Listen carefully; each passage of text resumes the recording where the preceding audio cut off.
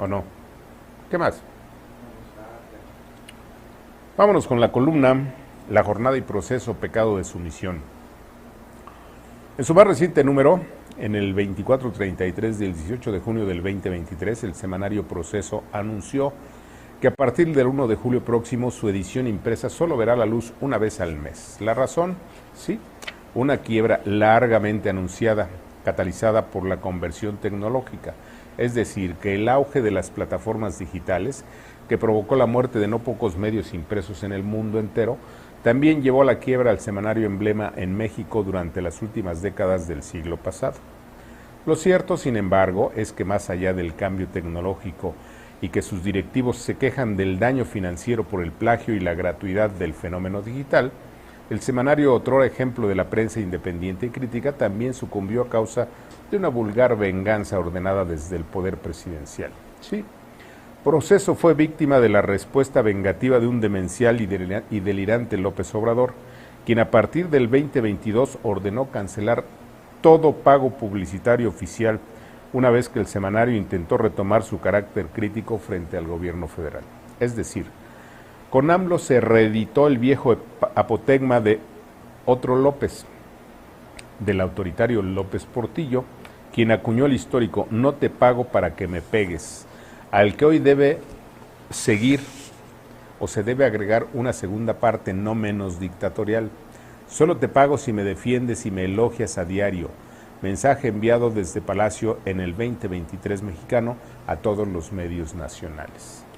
Pero ¿acaso la mayor paradoja y la mayor aberración oficial se localizan en la repetición de la historia de censura y venganza oficial en los casos del diario Excelsior en 1976 y del semanario Proceso a partir del 2022? Es decir, si acudimos al siempre saludable ejercicio memorioso, muchos recordarán que en 1976, durante el gobierno de Echeverría, el entonces presidente lanzó todo el peso de su poder sobre el diario Excelsior, dirigido en aquella época por Julio Scherer García. En respuesta, don Julio, como motejaban sus amigos al director de Excelsior, abandonó el diario acompañado de un ejército de periodistas y articulistas para dar vida a una nueva aventura mediática: la fundación del semanario Proceso, que desde su nacimiento se impuso reivindicar el periodismo crítico e independiente.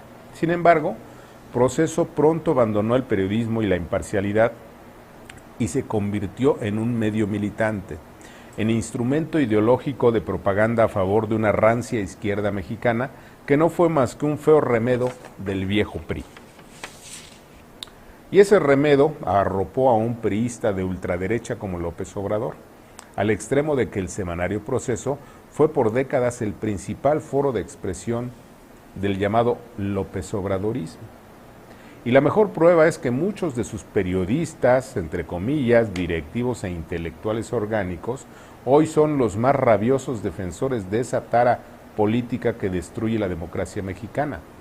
Un enfermo mental que impuso la militarización del país, que fomentó la perversa alianza del Estado con el crimen organizado, que estimuló la mayor matanza de periodistas y que al final defiende todo aquello contra lo que luchó.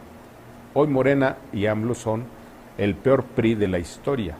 Pero la joya de la corona es que el hijo del fundador de Proceso, Julito Scherer Ibarra, fue el brazo derecho de AMLO en los 2 primeros años de la gestión de López, fue su secretario particular.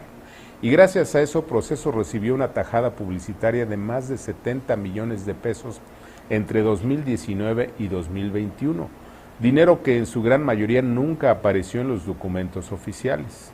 De esa manera, una vez convertido en presidente, Obrador pagó con dinero público la lealtad de Proceso. Pero rompió el patrocinio una vez que en el semanario algunas voces entendieron que se habían convertido en el diario oficial del dictador de Palacio. Y cuando se acabó el dinero oficial para Proceso, se acabó el amor de Proceso hacia López Obrador. Sí, amor con amor se paga, claro, amor con signo de pesos. Por eso hoy se repite la historia y Proceso está al borde de la quiebra económica una vez que el político y líder social que encumbró la revista actual actúa igual que Luis Echeverría.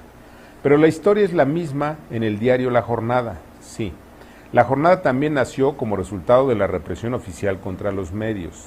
La diferencia es que los disque periodistas, articulistas y directivos de la jornada, entre comillas claro, fueron y son más cínicos que los de Proceso. Sí, entre 2015 y 2016 el diario La Jornada llegó al punto de declararse en quiebra. Sus ventas se desplomaron, su publicidad cayó a cero y sus costos lo colocaron en mora de impuestos. La solución fue una doble traición. Por iniciativa de Carlos Payán y de Carmen Lira, el exdirector y la actual dueña de La Jornada, este periódico se vendió al gobierno priista de Ernesto Zedillo y al líder social López Obrador. A reserva de platicar la historia completa en un libro de próxima aparición, hoy solo damos pinceladas de la forma en que La Jornada se vendió a AMLO y se enriqueció con dinero público. Sí, no pocos reporteros, directivos, cartonistas, editorialistas e integrantes del Consejo de Administración de La Jornada hoy ocupan importantes cargos en el gobierno de López Obrador, en el Poder Judicial y en instituciones electorales. Y según el gasto público entre 2019 y 2023, La Jornada ha recibido más de 1,000 millones de pesos por patrocinio oficial del gobierno de López Obrador. Sí, el diario que ya no vende ni 10% de sus ejemplares y cuyas visitas en plataformas digitales están cerca de cero, es la tercera empresa mediática en recibir patrocinio oficial del gobierno de Obrador, luego de Televisa y de Televisión Azteca. Sí, La Jornada y Proceso cometieron el pecado de la sumisión al tiempo. ¿Qué hubo? Mire, yo soy fundador del periódico La Jornada. Fui integrante del Consejo de Administración. 10 años. Conozco a todos esos que se decían demócratas contra el PRI, a favor de la democracia, de las libertades, hoy son los que están sepultando a México. Hay un farsante ahí que se llama José Agustín Ortiz Pinchetti, que estuvo en el Consejo de Administración y en otros cargos de La Jornada. Bueno, pues hoy es el fiscal electoral y su esposa es ministra de la Corte. No tienen madre. Para no hablar de las ratas de articulistas y columnistas y reporteros. Esos ya no merecen ni siquiera una mención. ¿No le parece? Vámonos a los comentarios. El tío Marcón, buenas Lord Alemán. El festejo del peje del 1 de julio es como seguir celebrando en Uruguay por haber ganado el Mundial de 1930. Pues sí.